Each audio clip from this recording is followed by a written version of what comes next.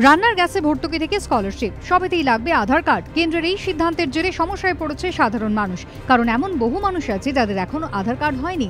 তাহলে যার আধার কার্ড নেই তিনি এসব পরিষেবা থেকে বঞ্চিত হবেন। ভর্তুকি পাওয়ার অধিকার তাঁদের নেই। 100% আধার কার্ড না হওয়া পর্যন্ত মোদী সরকার এই সিদ্ধান্ত নিচ্ছে কেন, প্রশ্ন বহু সাধারণ মানুষেরই। এই অবস্থায় যেদিন মূল্যবৃদ্ধি ইস্যুতে লোকসভায় সুর চড়ালেন রাহুল গান্ধী, সেদিনই আধার কার্ডের মতো আরও একটি ইস্যু যার সঙ্গে জড়িয়ে দেশের কোটি কোটি মানুষের স্বার্থ, তাকে হাতিয়ার করে রাজ্যসভায় হুলস্থুল ফেলে দিল বিরোধীরা। বৃহস্পতিবার রাজ্যসভার অধিবেশনের শুরুতেই আধার কার্ডকে বাধ্যতামূলক করার সিদ্ধান্তের প্রতিবাদে সরব হয় Congress, Trinamool, CPM, Samajwadi party, BJD, JDU সহ বিরোধী দলের সাংসদরা। ওয়েলে নেমে চলে বিক্ষোভ।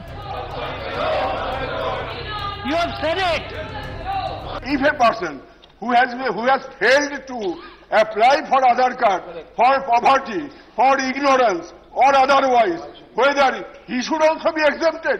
Government has number of times told here it is not compulsory. It was raised in the House number of times, but again it is going on like sanctity of government assurance. বিরোধীদের সমবেত আক্রমণের মুখে পড়ে ঢোক গিলতে হয় মোদী সরকারকে। Aadhaar card process is on. It should be completed early. We'll do it. Till such time this Aadhaar card work is completed, we should not deprive anybody from the benefits that are accruing to them.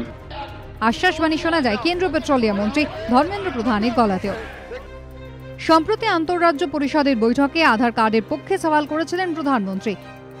Direct cash transfer के लिए आधार के प्रयोग की सुविधा अब हमें प्राप्त हुई है। आप सभी के समर्थन से इस साल के अंत तक हम देश के हर नागरिक को आधार कार्ड से जोड़ पाएंगे। কিন্তু আধার কার্ড সবার না হওয়া পর্যন্ত কিভাবে একে বাধ্যতামূলক করা সম্ভব? আন্তঃরাজ্য পরিষদের বৈঠক থেকে 21শে জুলাইয়ের বৈঠক, পাল্টা প্রশ্ন তুলেছেন মমতা বন্দ্যোপাধ্যায়। বলছে আধার কার্ড কম্পালসারি করতে হবে, করুক না, আমিও করতে চাই। তুমি ভাই আমার রাজ্যে 1 কোটি লোকের আধার কার্ড হয়নি, তুমি করতে পারোনি, তুমি এখন বলছো তোমরা করো, এতদিন করো। বাংলায় যদি 800 গ্রামে পঞ্চায়েতে ব্যাংক না থাকে তো অ্যাকাউন্ট আসবে কোত্থেকে?